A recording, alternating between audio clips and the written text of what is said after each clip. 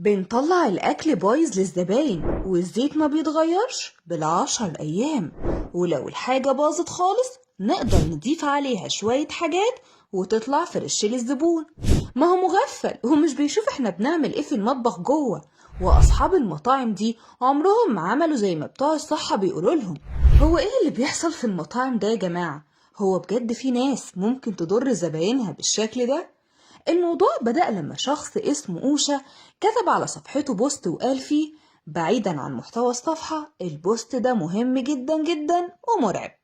الناس اللي اشتغلت في مكان ياريت تنورنا بالبلاوي اللي شافتها فيه، واحنا هنحاول ننزل سكرينات هنا في الكومنت اللي موجودة في البوست ده عشان نوضح احنا ازاي بنتغفل. وبعد ساعات قليلة من نشر البوست علق حساب باسم محمود سيد وقال: كنت شغال في مطعم فرايد تشيكن والمطبخ كله مليان صراصير والزيت بيقعد بال10 أيام ما بيتغيرش ومفيش نظافة خالص في الفراخ. وبعدها قال أوشا: تواصل معايا دكتور من مكتب المتابعة في وزارة الصحة وبلغته كل بيانات المطعم، وعلى الله التسهيل لأن دي أرواح ناس، وربنا شاهد إن مفيش كلمة قلتها غلط. الموضوع موقفش على كده بس، لا ده كمان واحد تاني رد وقال: كنت شغال في مطعم فرايد تشيكن في مول مصر، ممكن يرموا أي حاجة منتهية الصلاحية إلا الفراخ، وفي مرة طلعوا فراخ منتهية الصلاحية وريحتها ضاربة ومعفنة، ولما قلت للمشرف ده حرام تتعمل قال لي ما ينفعش تترمي.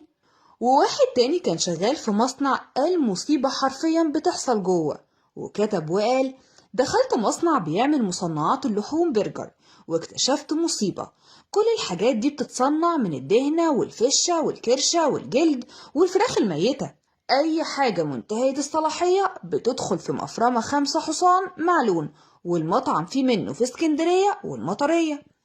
الموضوع موقفش على كده، ده في واحد كان شغال في جمعية خيرية من اللي بيساعدوا الناس، كتب وقال: كنت شغال في جمعية المفروض إنها بتمول مشاريع صغيرة بفايدة أقل، المهم كان دايما شعارهم نحن لا نهدف إلى الربح، وإنهم بيرفعوا من مستوى معيشة الناس المتوسطة الدخل، ولما كان حد بيتأخر في سداد القسط بينزلوا عند بيته ويفضحوه، وممكن توصل إنهم يخلوه يبيع أساس بيته من تلاجة أو غسالة عشان يدفع القسط.